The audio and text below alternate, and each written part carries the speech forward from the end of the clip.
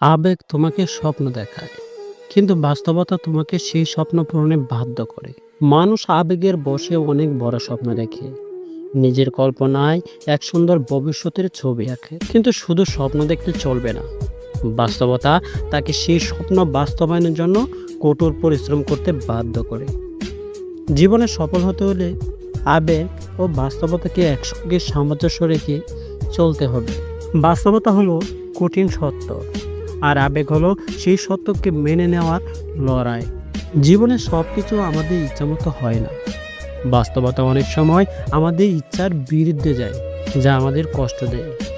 তখন আবেগ সেই বাস্তবতার বিরুদ্ধে এক ধরনের লড়াই করে। কেউ কেউ বাস্তবতাকে মেনে নেয়, আবার কেউ কেউ আবেগের বশে সেটাকে অস্বীকার করে।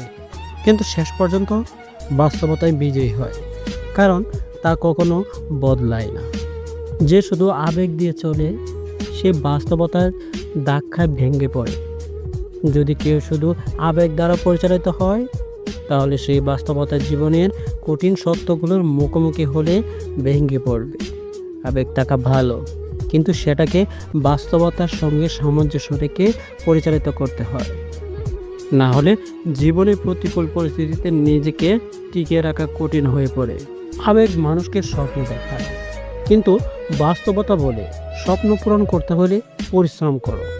অনেক মানুষ আবেগপ্রবণ হয়ে বড় বড় স্বপ্ন দেখে, কিন্তু বাস্তবতা বলে যে শুধু স্বপ্ন দেখলে হবে না, সেটাকে বাস্তবে রূপ দিতে হলে কঠোর পরিশ্রম করতে হবে। বাস্তবতা আমাদের শেখার যে সফলতার পেছনে ধৈর্য, অধ্যবসায় ও কঠিন পরিশ্রমের প্রয়োজন। বাস্তবতা মানে কঠিন সত্য মেনে নেওয়া, আর আবেগ মানে সেই সত্যকে নিজের মতো করে রঙিন করে তোলা। জীবনের বাস্তবতা কখনো কখনো কঠিন ও নির্মম হতে পারে, তবে আবেগ সেই কঠিন বাস্তবতাকে মেনে নিয়ে তাকে আরও সুন্দর করে তোলার ক্ষমতা রাখে। আবেগের মাধ্যমে আমরা দুঃখের মাঝে সুখ খুঁজে পাই, কঠিন সময়ে ভালোবাসা অনুভব করি।